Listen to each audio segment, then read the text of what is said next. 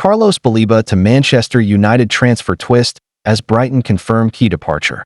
The latest Manchester United transfer news as they continue to track Carlos Baleba behind the scenes. Brighton and Hove Albion have confirmed they have parted ways with technical director David, whereas Manchester United continue to mull over a proposed approach for Carlos Baleba. Weir, who has worked in the backroom setups at Rangers, Aston Villa and Brentford, joined the Seagulls in 2018 as loan manager.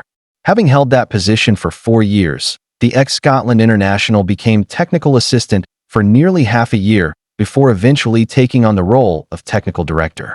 David has served our club well, but we now wish to refresh our technical area with new leadership and direction, Bloom said. I'd like to thank David for everything he has done for us, and to wish him well for the future. Weir's departure signifies a shift within Brighton's recruitment department, which may alter how United approach potentially bringing Baleba to Old Trafford.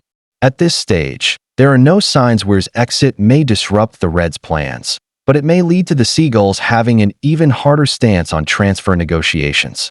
Brighton are renowned for their tough but efficient approach in the market, often extracting maximum value for their players, and a change in leadership could reinforce that strategy even further.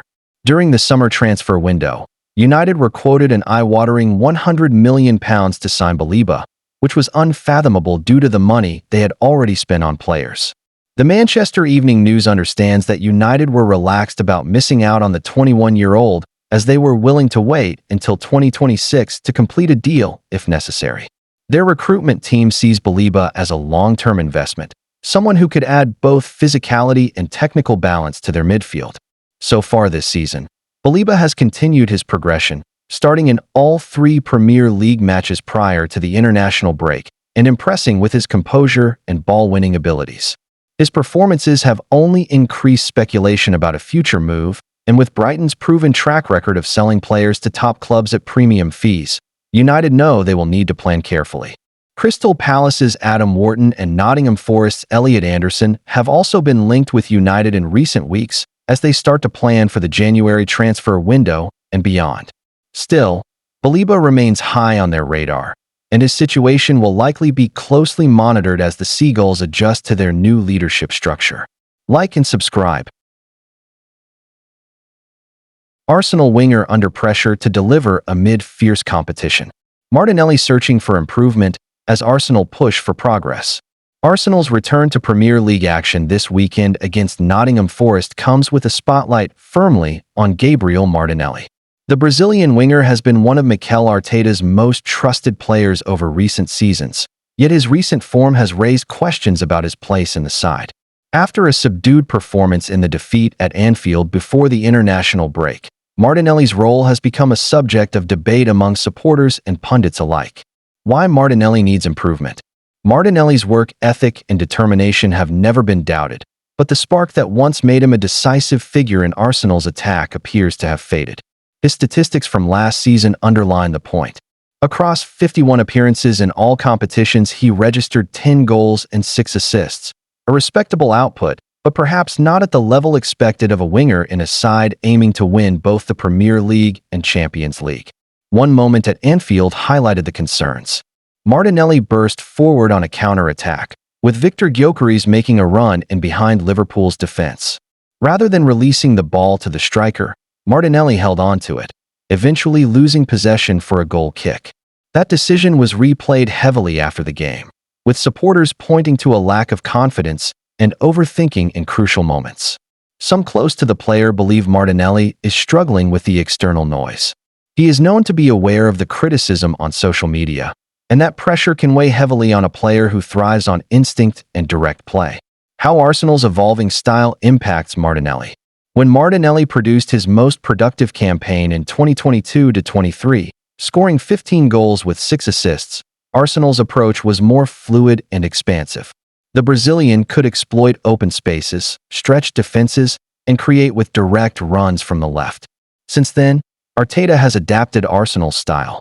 The focus has shifted to more control, structured possession, and patience in build-up play. This approach has delivered consistency in league finishes, but it does not necessarily suit Martinelli's explosive attributes. Last season was disrupted by injuries, both for Martinelli himself and for other attacking players. Arsenal often faced opponents who defended deep, forcing the Gunners into wide deliveries and repeated crosses. That reduced the winger's ability to play to his strengths, leaving him frustrated.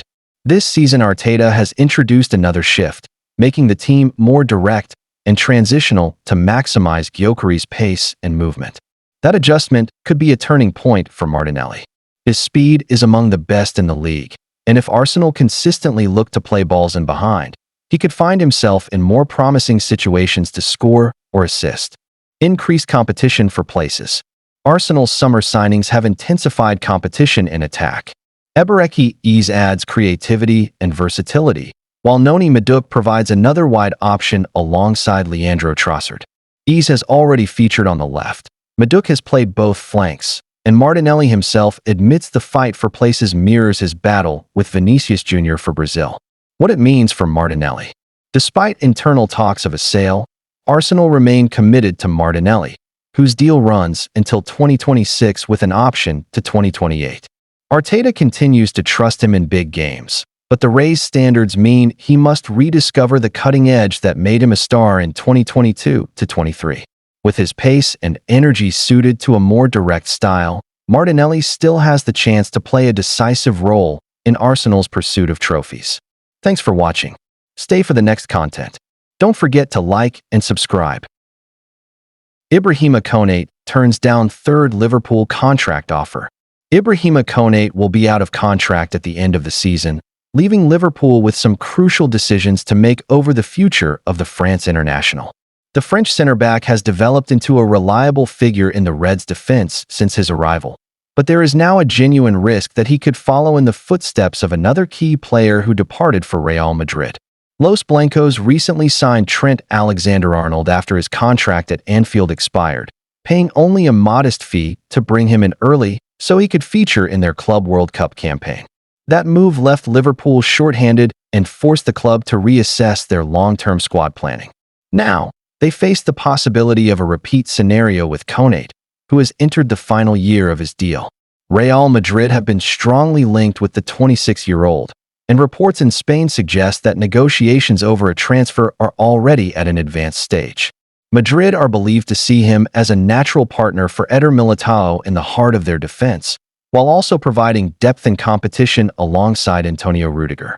Konate himself has fueled speculation with his comments about France teammate Kylian Mbappé. He revealed in a light-hearted interview with Telefoot that Mbappé calls him every 2 hours to talk about a potential move to Madrid, a remark that, while joking, underlined how persistent the interest from Spain has become. Liverpool, however, are not ready to give up without a fight. The club are expected to mount a strong push to keep him, just as they did when negotiating new contracts for Virgil van Dijk and Mohamed Salah in previous seasons. Konate is seen as a central figure in their defensive rebuild under Arne Slot, and losing him would represent both a sporting and symbolic blow. Despite their efforts, the Reds are struggling to make progress. According to Marca, Konate has now turned down a third contract offer, leaving Liverpool in an increasingly vulnerable position. While his deal officially runs until the summer of 2026, sources close to the club suggest that the board are becoming resigned to the idea of losing him, either on a cut-price transfer next summer or, more worryingly, on a free when his contract expires. Much like the case of Alexander-Arnold's departure, there is a growing belief at Anfield that Konate could become the next high-profile player to swap Merseyside for Madrid without the club receiving anything close to his market value. Since joining Liverpool from RB Leipzig in the summer of 2021, Konate has made 136 appearances across all competitions, scoring 5 goals and building a reputation as one of Europe's most powerful defenders. His combination of pace, strength, and composure has made him a fan favorite, but his future now hangs in the balance as Madrid continue to circle. For Liverpool, the next few months could prove decisive. Either they convince Konate to commit his long-term future to the club, or they risk losing another cornerstone of their team to Real Madrid's ever-growing project. Thanks for watching. Like and subscribe. Liverpool will miss Harvey Elliott, but his Anfield story may not be finished yet. Once Liverpool knew that Alexander Isak was Anfield-bound on deadline day, they sanctioned the departure of Harvey Elliott to Aston Villa. It was a decision that made sense. Elliott was desperate to play more regularly after finding his opportunities limited under Arne Slot.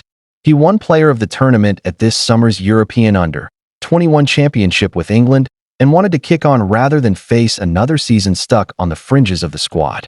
Playing for the club he grew up supporting meant everything to the attacking midfielder, but with a World Cup on the horizon, it was time to be led by his head rather than his heart and embrace a new challenge. From Liverpool's perspective, having invested so heavily in reshaping their attack this summer, they were prepared to give Elliott what he wanted as long as the deal on the table was sufficiently attractive. The inclusion of sell-on and buyback clauses had an impact on the size of the fee the Premier League champions could demand. To help Villa adhere to profit and sustainability rules, PSR, it was agreed that Elliott would join on an initial season-long loan with an obligation to buy for £35 million, $47.3 million, next summer as long as he makes at least 10 appearances in 2025-26.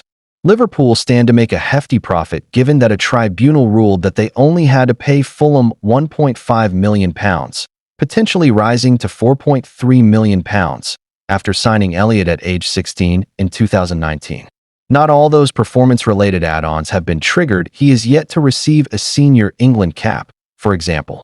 However, the feeling persists that Villa have got themselves a bargain, especially when you look at comparable deals that have been done this summer. Tyler Dibbling went from Southampton to Everton for £40 million, Mateus Fernandes from Southampton to West Ham for £38 million, Jacob Ramsey from Villa to Newcastle United for £40 million, and Omari Hutchinson from Ipswich Town to Nottingham Forest for £37.5 million. None of those names has come close to matching Elliott's achievements in his career. At 22 years old, he has already made 149 appearances for Liverpool, a figure that is even more impressive when you consider he spent a season on loan at Blackburn Rovers and was sidelined for 5 months with the fractured and dislocated ankle he suffered at Elland Road in September 2021. He has been a highly valued member of a squad that won 7 trophies, including 2 Premier League titles. Maybe it's his 5 feet 7 inches frame in an era focused on pace and power, but Elliott's technical ability makes him underrated. Some players are overrated, but Harvey Elliott is the opposite. At Aston Villa, he will finally get the regular starts he craves and is expected to shine, leaving clubs like Leipzig, who wouldn't go above €20 million, regretting their hesitation.